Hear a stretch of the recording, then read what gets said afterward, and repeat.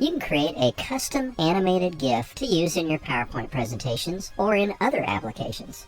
Let's start by inserting the Smart Art, and we'll choose this gear tool, but you can use any graphics that you want or create your own.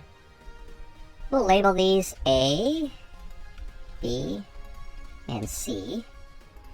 And then we're going to duplicate this slide, and we'll take each one of these and rotate it part of the way.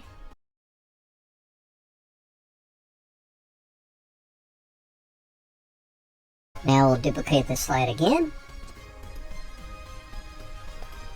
and we'll rotate it again.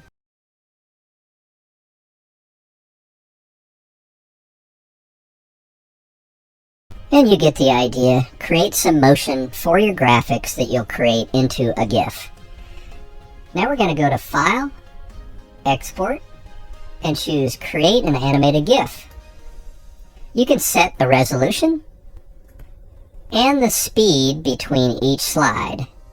When you're ready, create the GIF, and we'll choose a name and hit Save. Now to see how that works, let's create a new slide, and we'll make it a blank.